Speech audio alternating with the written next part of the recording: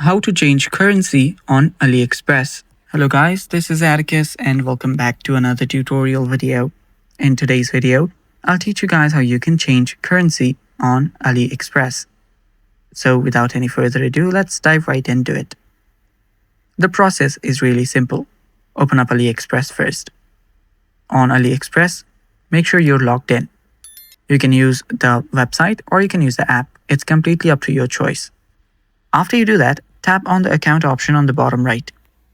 After you tap on the account option on the bottom right, what you'll then need to do is simply head over to the settings icon on the top right. After you do that, there you'll find an option that says currency, that is below ship to and above language option. Tap on currency, and after you tap on that, there you'll find a list of different currencies available.